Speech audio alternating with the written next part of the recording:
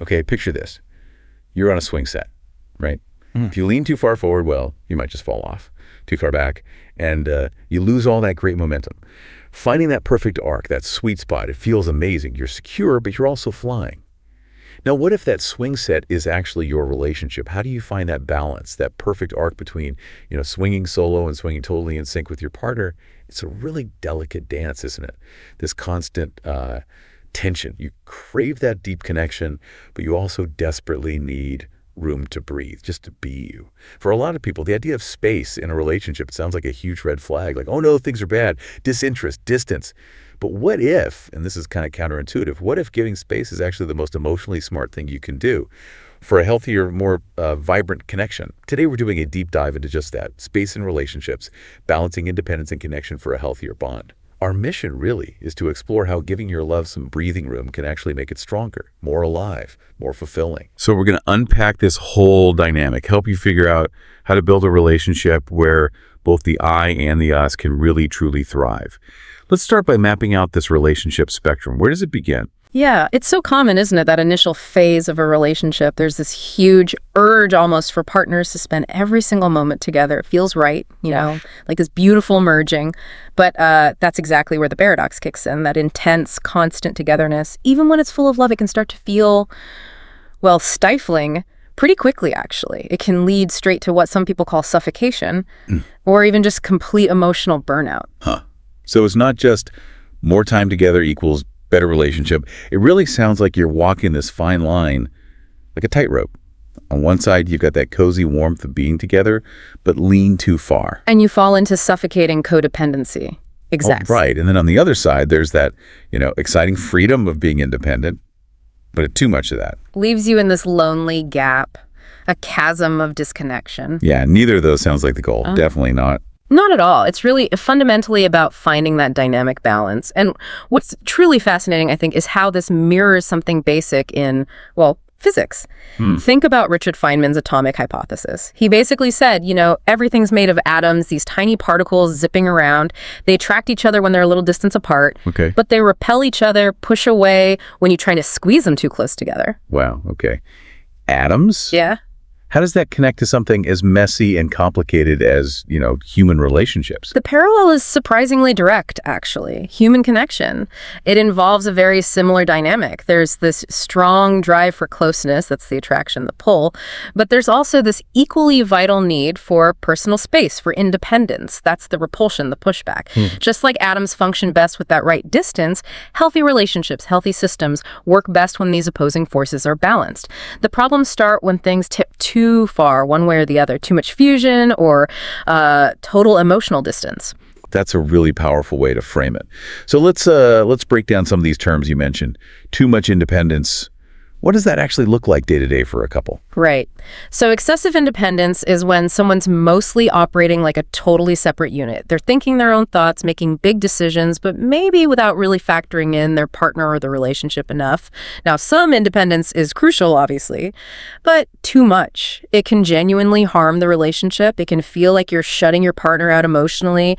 And think about it. If you're always rejecting help or making big life choices alone, that can really chip away at your partner's self-esteem. It sends a message, even if you don't mean it to, that their input doesn't matter. Ouch. Yeah, I can see that. And what about the flip side? The danger of too much closeness, where that independence just vanishes. That's where we often run into codependence. In that state, the lines of who is who get incredibly blurry. It's hard to tell where one person ends and the other begins. This leads to this really unhealthy reliance on each other for, everything. Happiness, decisions, validation. Individuals can totally lose their sense of self, their own voice, all in the name of keeping things smooth or what feels like harmony but isn't really. Okay, so those are the ditches on either side of the road. Where's that sweet spot, that healthy middle ground we're aiming for? That middle ground, the kind of antidote to excessive independence and dependence, is what we call interdependence. It's that safe territory, a balance. It's where you have two strong, independent people who are romantically involved. But, and this is key, They don't sacrifice themselves or lose their individuality for the relationship. They believe in themselves and their own abilities, but they also know how and where to, draw the line. They understand where their personal needs meet the relationship's needs. This is where personal growth and deep connection can actually live side by side harmoniously. That sounds like the dream. Yeah. Okay, so why? Why is having this personal space so fundamental to getting to that interdependent state? Why does giving love room to breathe, as you put it, matter so much? Well, it literally lets love breathe and grow. Think about it like a plant. If the pot's too small, it gets root bound, it can't flourish. Personal space allows for individuality, for personal growth. If you never have time alone, time for your own thoughts, your own projects, you can actually start to lose your sense of who you are outside the relationship. It also prevents that suffocation, that codependency we talked about. It keeps things fresh, interesting. It often leads to more enthusiasm, more genuine excitement when you do come back together. And maybe, just maybe, the most important part, it improves communication. Because having that space helps you clarify what you actually want and need. When you have that self-awareness, you're way better equipped to speak your mind clearly, maintain healthy boundaries, and ultimately build a stronger, more authentic bond. Okay, that makes a lot of sense. So putting this all together, Right. What does this mean for us practically, for building that healthier bond? Space is key, got it. But how do we actively cultivate this interdependence? What are the pillars we need to build? Yeah, we can think about it in terms of 4 key pillars. These really support a strong, balanced relationship. The first one is encourage personal growth and development. This means actively, genuinely supporting each other's individual interests, passions, hobbies, talents, whatever they might be. It's about making time for shared activities. Yes, absolutely. But it's just as important to make dedicated time for individual pursuits.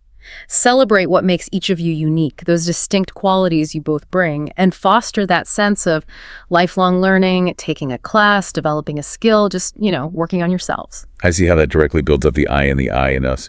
You mentioned personal integrity earlier as being foundational. How does that play in here? Personal integrity is really about holding on to your core beliefs, your sense of self, standing firm in who you are, but it's also about contributing positively to the relationship and genuinely caring about your partner's well-being, their quality of life. It's definitely not selfish, it's foundational. You know the saying, you can't pour from an empty cup?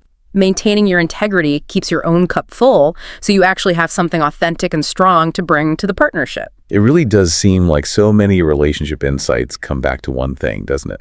Communication. How does that become our second pillar here? Oh, absolutely. Pillar number 2 is cultivating open and honest communication. It's non-negotiable. You have to regularly talk about your individual needs for independence and needs for togetherness. Things change, relationships evolve, so this allows for those necessary adjustments and mutual understanding over time. Practice active listening. That means really tuning in not just to the words, but the nonverbal stuff too, full engagement. And maybe consider scheduling regular check-ins, just dedicated time to talk about how the relationship is feeling, where you might want to grow, address any little concerns before they blow up. I've heard some really interesting points made about the kind of communication when it comes to asking for space. This idea of vague space versus transparent space. What's the difference there? And why is transparency so important, especially when it feels, kind of scary to be that direct? That's a great point. Transparency is scary sometimes, no doubt. But it is absolutely essential for building trust when it comes to space. If you just say, I need space, that's super vague, it can leave your partner feeling anxious, confused, like maybe they did something wrong or you're avoiding them or planning to ghost them. It really erodes trust. Yeah, the mind can go to some dark places with vagueness. Exactly. So the person asking for space, they should really try to lead with transparency, saying something like, hey, I need a few hours just for myself to recharge, or I need some quiet time tonight to focus on this work thing. That's so much clearer. It clarifies your intention, sets expectations, and actually builds trust because you're being upfront, rather than making your partner guess or worry. That totally shifts the burden. Yeah. Instead of the other person trying to figure it out, the asker is being clear. Makes perfect sense. Okay, so individual growth, check. Crucial communication, check. What's the next building block for this interdependent relationship? Pillar number 3 is to develop healthy boundaries. This flows right from communication, really. It means clearly communicating your own limits and preferences about your time, your personal space, your emotional energy, your availability. You need to practice being assertive, but respectfully.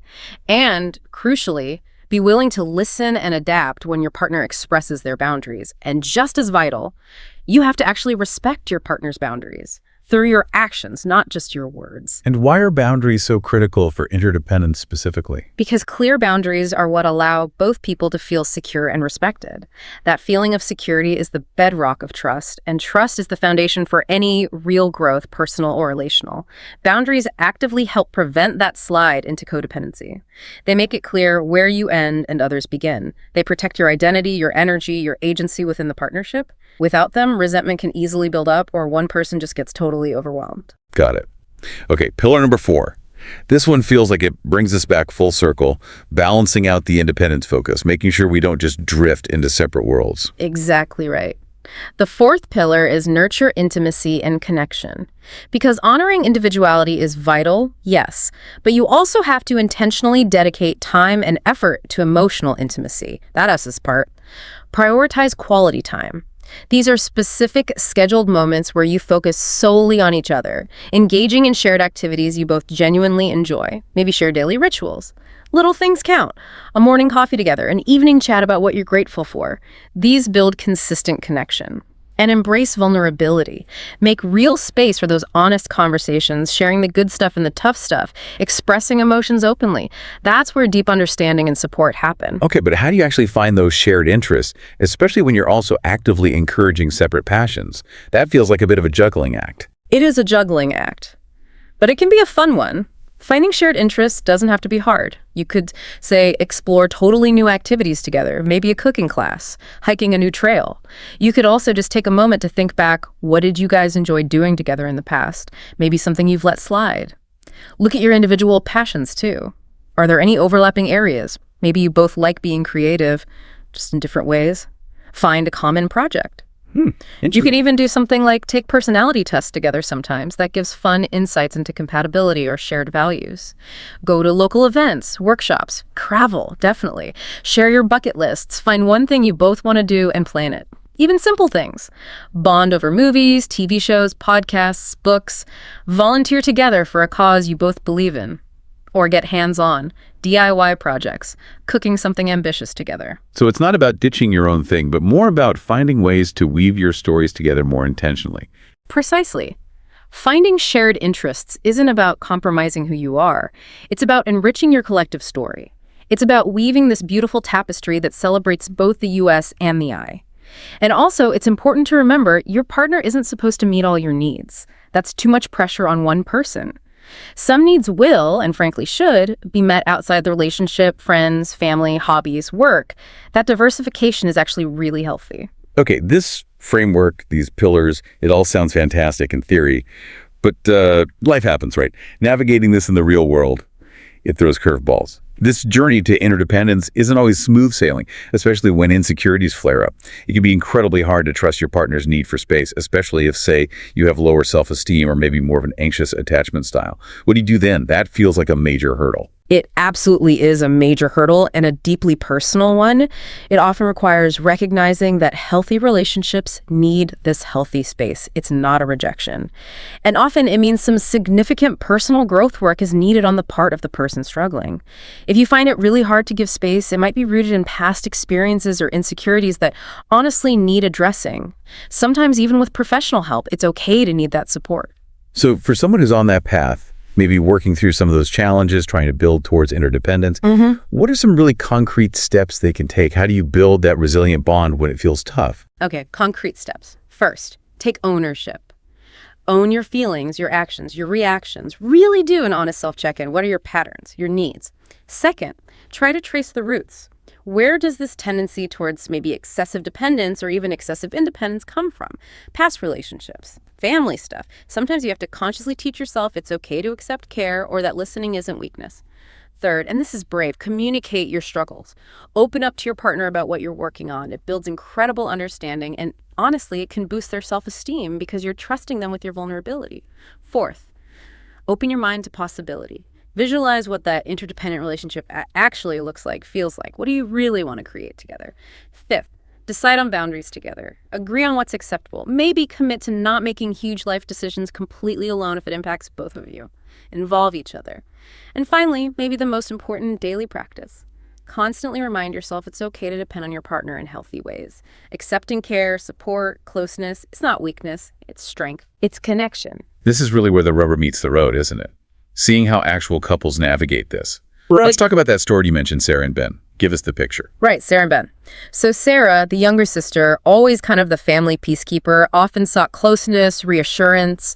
Ben, her older brother, his go-to coping mechanism for stress, was retreating, diving into music, studies, just his own world. This pattern just continued into adulthood. Sarah would reach out for connection, Ben would pull back, keep his distance. Okay, classic dynamic. Totally.